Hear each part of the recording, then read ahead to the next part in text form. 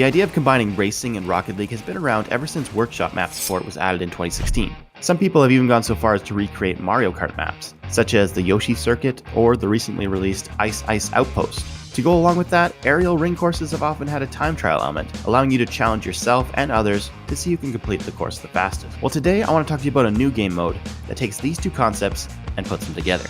It's called Rocket League Air Racing. It's fast-paced, exciting, and could probably be an esport all by itself. Also, now with Bakkesmod coming to Epic Games, anyone with a PC can get involved with this new community. Sorry consoles, once again this isn't for you, but I still think it's something anyone could be interested in, even just from a viewer or fan perspective. To learn more about this, I have with me the godfather of Rocket League Air Racing, Panic. Now as we watch some highlights from recent races, I'm going to ask him a few questions about this new way to play Rocket League. Then afterwards, we'll get him to talk us through what a typical lap around the track looks like. Welcome, Panic. Thanks for joining me here today. Hey man, thanks for having me. Appreciate it. All right, so in the intro, I called you the godfather of Rocket League Air Racing. I don't know if you call yourself that, but you've definitely put a lot of efforts to build this community and this game mode. So maybe start out, just explain to us briefly, what is Rocket League Air Racing? Well, air racing is all about combining aerial mechanics, speed and racecraft to make a competitive mode with a high skill ceiling. The original inspiration came from, I think, playing Lethamir's Rings map, and I remember thinking it would be cool, to race people through here. From there, I went and watched some world record times on workshop maps like Rings 3. And after seeing the skill that goes into those, I thought, well, okay, it would be really cool, to have 8 players like this racing side by side on a map. All right, so you have 8 people on the track here for your races. So describe how a typical race works, or the rules that are involved. We set up races with unlimited boost and demos off. Demos off? Come on, man. Demos off, mate. I am sorry. I mean, the thing with that is bumping and recoveries is allowed and part of the skill set. But we do expect people to be sportsmanlike. So abandoning your lap, for example, and going out of the way to interfere with other people's races, that's a big no-no. Okay, yeah, that makes sense. Yep. Aside from that, just follow the track, hit every ring and gate along the way. If you miss one, the game will know this when you go over a checkpoint platform, so you will get respawned back to the previous checkpoints. If you die or go into the water though, you are allowed to then skip any gate or ring that you've already hit, and the game won't punish you for that, so you can recover your track position a little bit quicker. Okay, that's good to know, because I've been running a few of these and I didn't know I could skip those. Yeah, that's something we need to make a bit clearer going forwards, I think.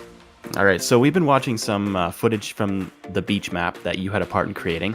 I'm sure the next question people would have is, how many racing maps are there right now? Yep, so right now just the one beach map, but we are coming along nicely with the development of a new city map that will have its own unique challenges in there. We do plan on making several more maps in the near future, as well as possibly making easier versions of the beach and city map to help newer players get into the scene. Okay, cool. So you already have a YouTube channel, you got your Discord, leaderboards are set up, there's regular weekly tourneys, so it sounds like things are moving pretty good here. What's next for Rocket League Air Racing? Well, the main goal here is to get more players involved in the scene, because with a bigger player pool, we'll have more competition and higher level racing. In terms of general future improvements for the scene, a new multiplayer game mode called Time Trial, which focuses on getting the fastest lap in the lobby with unlimited respawns, and this is basically ready for release. A rank queue system in Discord with auto MMR calculations. A website complete with auto-updating player stats, historical lap data, leaderboards, training tools and more. New maps, of course.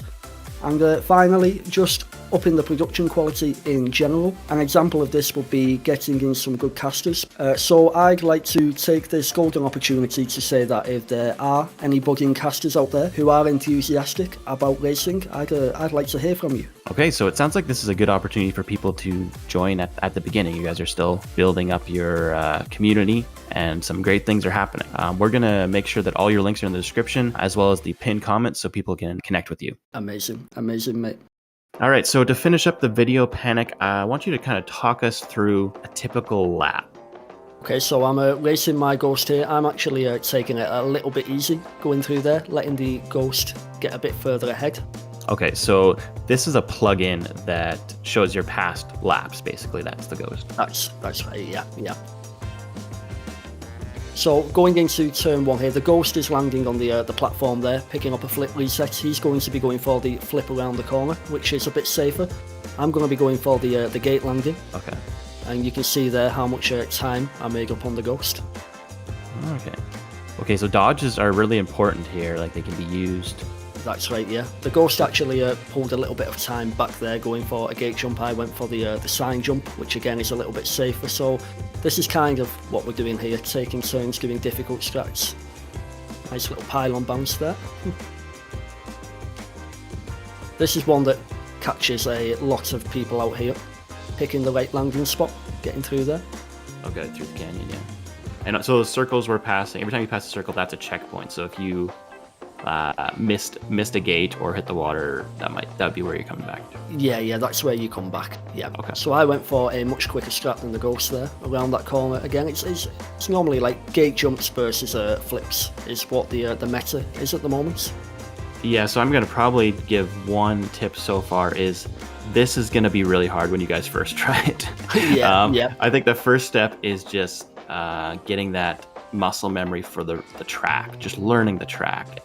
So don't let it discourage you off the start. Yeah, that's absolutely it. I mean, I've got a video showing me doing the start slaloms when I first started making the map versus how I can do them now, and it's night and day, you know, completely different.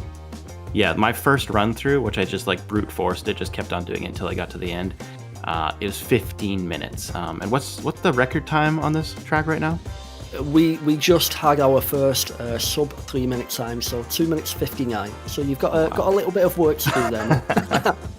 I guess we should mention too that you have tutorials on your channel right now of how people can set up to play this custom map with Epic or Steam, and also to make multiplayer, which is the best part of this, right? Racing friends, right?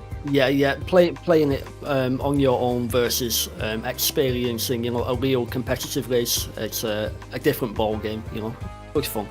All right, we're coming up to what I think is the hardest part of the track for me so far. So can you explain a little bit about the differences between car cam and ball cam when it comes to racing? Yeah, absolutely. Ball cam, pretty self-explanatory, focuses on the ball, and car cam will always follow your momentum. So here, I flick my ball cam on, turn it off immediately, and you can see the camera sort of reorientates itself to follow my momentum, which was going downwards. Okay. So you'll often see the top guys flicking their ball cams off and on very fast, just to get the camera back behind their cars again. Okay, so that's just one other skill that needs to be trained as you learn the racetrack. Okay, and 3:11, so that's a pretty good run for you. I was a little higher. You were a little bit higher, mate.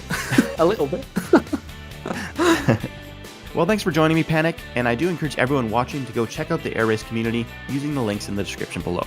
If you guys enjoyed this video, make sure you hit the like and subscribe buttons, and if you get a chance to try it out, leave a comment telling me what your best lap time is. My name is Rocket Sledge. Thanks for watching.